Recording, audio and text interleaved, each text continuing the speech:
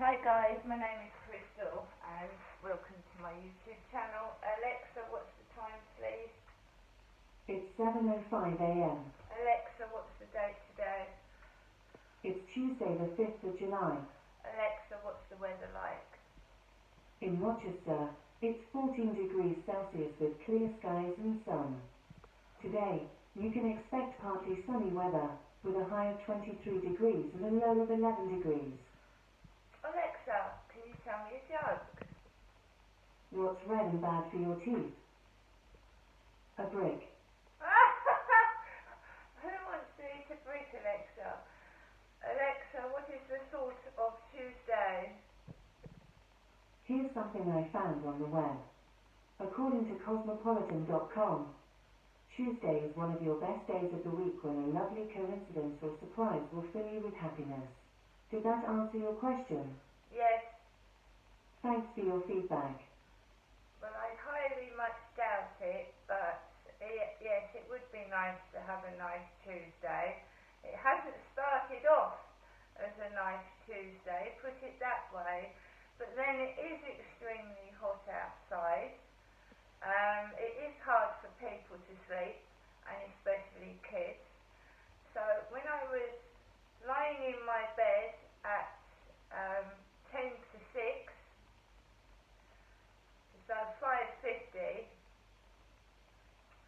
I was awoken by a kid jumping out of bed, literally jumping like a trampoline out of bed, bonking on top of where I was sleeping, above the ceiling, and ran across the floor.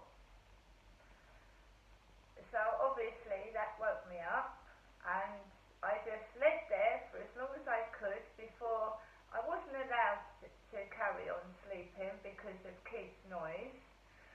So I got up. It's now 7:10. I've been up since properly up about 6:30.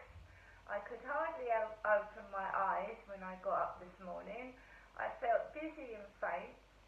The loud thud on the ceiling did not hurt me, it just startled me. It didn't cause me any pain, it startled me. And obviously kids don't keep still. Considering it is extremely hot, I find it surprising that a child wants to run up and down the ceiling and exhaust themselves, especially as a lot of his kids are quite overweight children. They're large.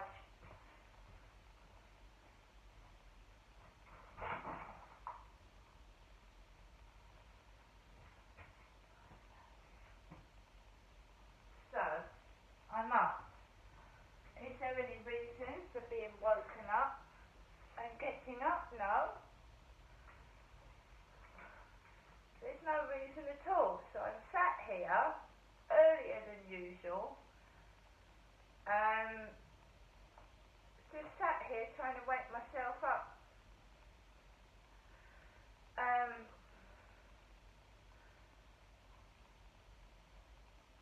If it is going to start again, and I don't know why, I have got a person from British Gas coming out to turn the gas off. So the gas is going to be turned off, hopefully, this week, so that I can use the pay-as-you-go system to pay for my gas, which means the gas is going to be switched off, which could be a good thing, actually. So that young lady came out a few weeks ago to try and turn my gas over to a pay-as-you-go smart meter, and she couldn't do it properly. She was here for 6 hours, the British Gas lady, doing a 2-hour job. So I was stuck with this woman all day, coming in and out, messing with the gas boiler, and she was going into the electric cupboard, the water cupboard, the gas cupboard. She had spare keys for all the utility cupboards. Right? So I've got that again this week, but the woman did say to me that it should only take 20 minutes to half an hour to see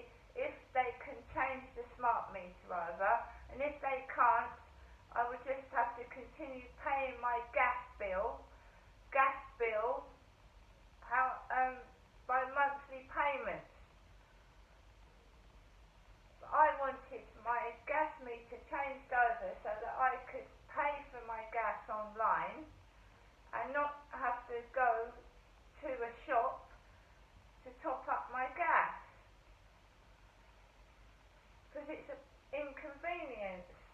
Not every shop has got a pay point outlet. And if you've got a disability and you can't go outside very much, you don't want to keep traipsing to the shops every time your gas and electric runs out. It's more convenient to pay for my gas and electric online by my debit card. And I've got the British Gas app, so that's what I'm doing with my electric at the moment, paying through the app. Right? So I've been woken up at 10 to 6 for absolutely no reason at all, but I just sit here, get some air through the windows, try and wake myself up. I had a shitty day yesterday, a very shitty day, and in the morning I got upset, and I don't think I behaved irrationally. I was being ignored and rudely treated, and that is supposed to... See, my dad, Derek, had a temper, and he hit my mother, and he hit me when I was a child, and he was very aggressive and very tall. Derek was 6'2", and he was wide, and they couldn't find a coffin to fit his body, so they twisted his legs into the coffin. They didn't replace his coffin with a new one, even though my mum paid thousands of pounds for his funeral, and his coffin, they twisted his legs into a small coffin. The Co-op funeral service did not replace a new coffin with a taller one. They twisted my father's legs into the casket. Twisted them to fit into the coffin. And told my mum that they'd replaced it with a new coffin, and they hadn't, because I saw my father in the casket with his legs twisted. My mum didn't see my father in the coffin. She didn't see my dad's eyes had been taken out and sewn up. She asked the Co-op funeral service to rinse my father's mouth out, and it was sewn up tight shut. My father's mouth wasn't open, it was sewn with stitches, and his eyes were removed and his eyes were sewn up with stitches. I didn't see the rest of my dad's body because it had clothes on, but I know it was my father's dead body in that coffin because his legs were purple. He had bad circulation, so all his legs were bright purple. That was my father in that coffin. He is dead. So when I went to Gravesend yesterday with my son, and I saw the Derek lookalike that was a lot fatter, a lot shorter, sat there with his bare chest and all his folds of flat like this. The Derek Stubble was sat there like this at Gravesend with his grey cap on, like that, talking to all the drug addicts and the vagrants. I know my mum took the piss out of my dad, and I know my dad was nasty to my mother. But he's dead. He's paid for his crimes. I mean, he's dead. You can't keep punishing someone that's dead. They don't hear you and they don't care anyway. So, I'm sorry, Mum, but I'm going to say this. Apparently my sister did something to my mum. Okay? I personally suffered sexual abuse from my dad, and I was a victim. I don't know about my sister, because my sister died very suddenly one late evening, and I hadn't seen my sister. I came down to Chatham in 2008, and I wasn't allowed to see my sister Amanda once from 2008 to 2011. I don't know what she went through. I don't know if my dad had touched my sister, done something to my sister, but she didn't deserve to die. Now, my mum openly said that Amanda used to take money off of her, and my sister treated my mum badly. And my mum often used to say that she used to